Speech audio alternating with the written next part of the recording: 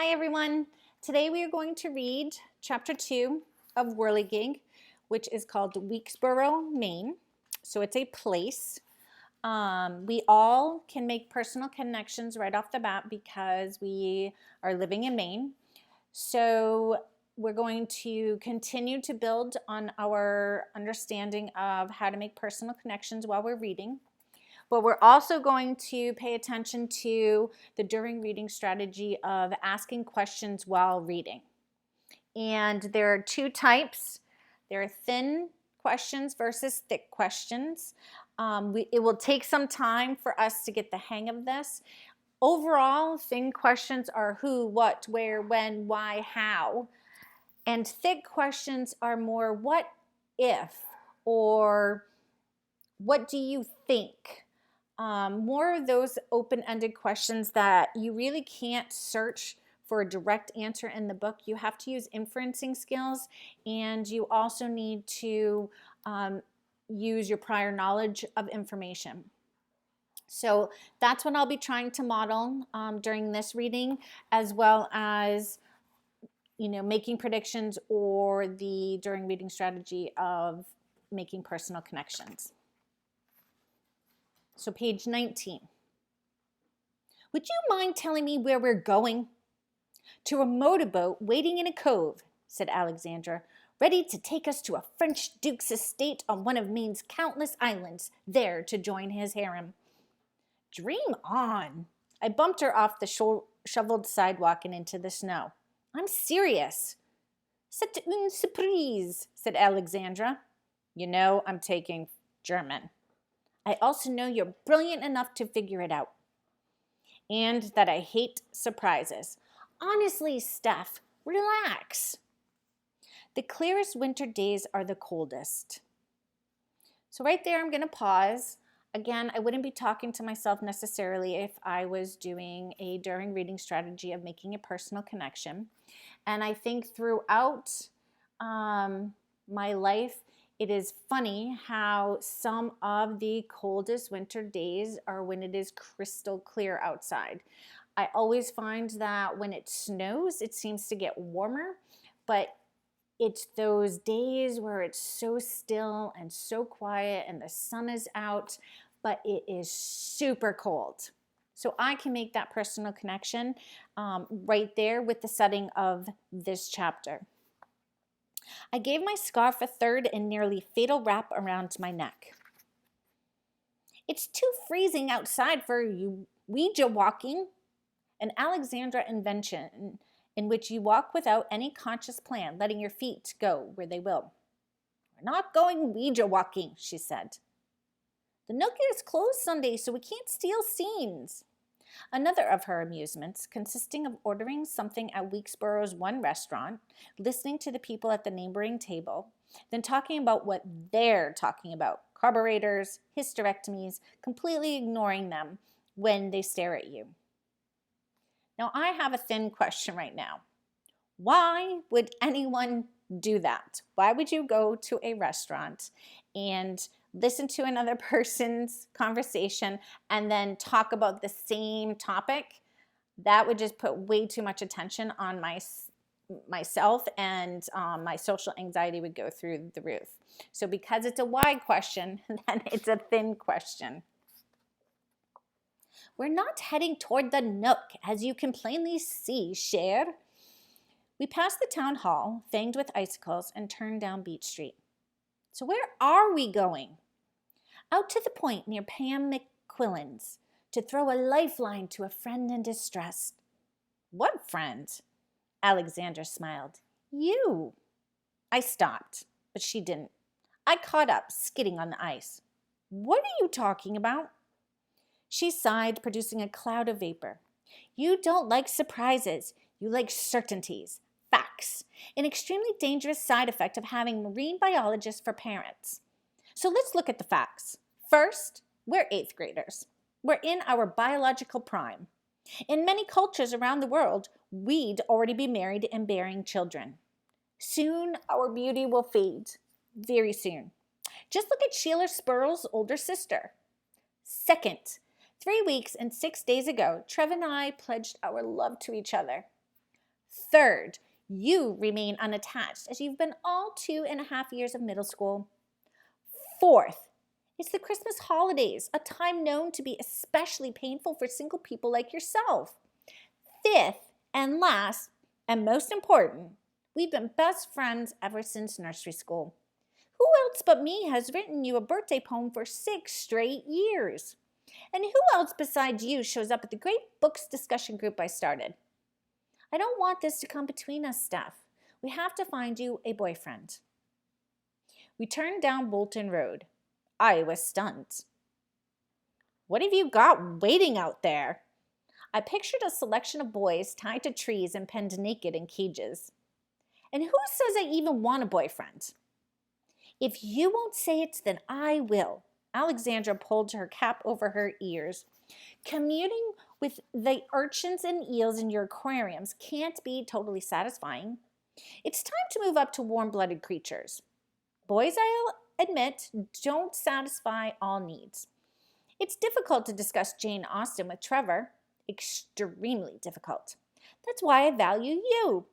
But there are some things males do awfully well, like rape, warfare, water pollution, and some things that you could do to attract them. Letting your hair grow out for one. Show me one Playboy model who looks like she gets her hair done by the U.S. Marines. Long hair is mesmerizing to male humans. This is the kind of science you should be studying. Long hair is a hassle. Life is a hassle. La vie est dure. But it's worth it, right? You could also stoop to using makeup, eyeliner, blush, something on your lips, and look like some washed-up Hollywood star on the cover of the National Choir. Now I'm going to pause, and I'm going to actually make a personal connection. And although that I did like 2 boys in particular, Anthony Amato and Mark LaBelle, who were completely opposite, one dark-haired, blue-eyed, short Italian, another one brown-eyed, blonde-haired, much taller boy in middle school, I am wondering why it's so important for an 8th grader to pledge their love to somebody. So that's more of a thick question because I'm not really sure. I can't find a place that we've read so far where Alexandra is giving me the answer to that. So that's a mixture of during reading strategies. A personal connection followed by a question for one of the characters. I could see Alexandra roll her eyes. Didn't we have this exact discussion at sailing camp last summer? I'm telling you, the natural wind-blown look won't get you very far. It's strictly for the homeless and war refugees. She sighed. It's as if you're trying to repel boys. When we got to choose a language last year, you could have picked French, the language of love. Instead, you had to choose German, the most masculine language on the face of the earth. Honestly, Steph, a girl taking German might as well write gay and proud on her forehead. I don't believe it. Have you ever been asked out? I had no reply to toss back at her. And then there's your name. And what's wrong with that? Nothing, said Alexandra, if you use it. Stephanie, says Slinky and Shapely, a perfect name to go with long hair. But when I hear Steph, the first thing that comes to my mind is strep, as in strep throat. I'm being brutally honest with you. Thanks, I noticed. I jammed my gloves in my pocket. Of course, since I'm not slinky or shapely, and in fact am puny in every department with freckles and oily, drab brown hair, Steph seems like a perfect name for me. Alexandra was silent. She seemed to shrink into her parka, trying to be less tall, less blonde, less beautiful. She kicked a rock. Again, I'm going to make a question while I'm reading.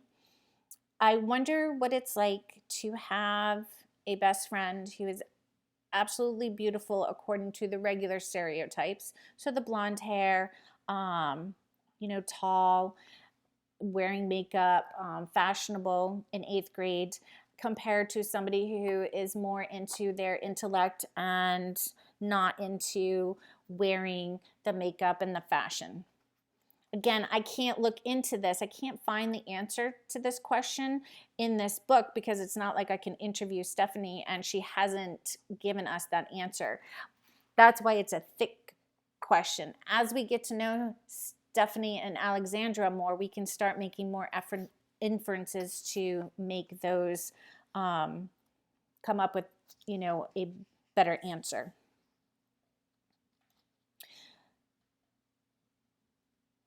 I'm sorry, Steph. Please delete this entire conversation. She mimed, pressing a computer key.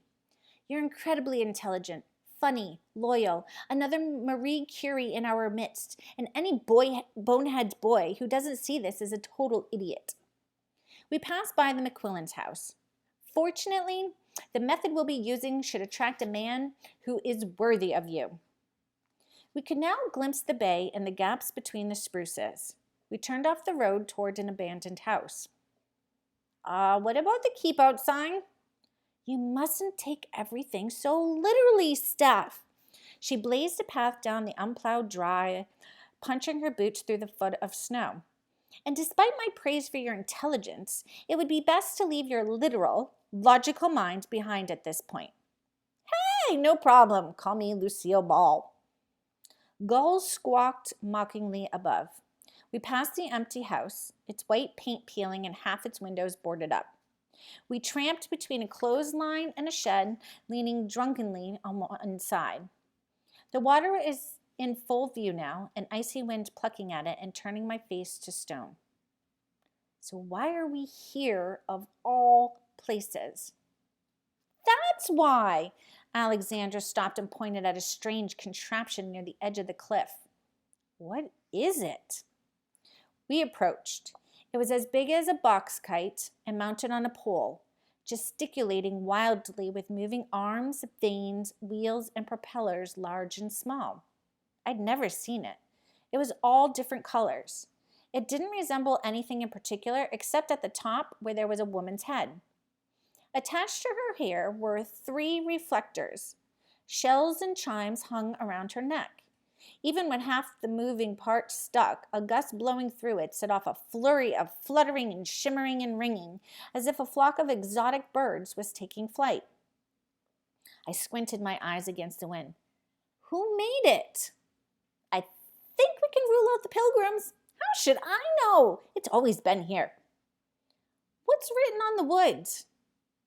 Leah Rosalia Santos Zamora. What's that? I'm pretty sure it's a prayer to the wind. And how is this going to get me a boyfriend? It isn't. Alexandra pulled a paperback book from her back pocket, but this will. She handed it to me. It was called Guided Imagery for Successful Living. I gawked at her. You've got to be kidding. Do you even know what guided imagery is? No, but I know I don't like it. You said the same thing last year about boiling down Pepsi and pouring it over ice cream. Now you love it. This is different. So again, a question comes to mind. Who ever thought of boiling down Pepsi and making it into something so that you pour it over ice cream? Again, it's not a thing question because I don't think we know who came up with that and why. We can infer that maybe, based on the chemical properties of Pepsi and the sugar, that it might caramelize. I'm not quite sure. So again, another thick question, which we have to use our own prior knowledge with some inferencing from the book.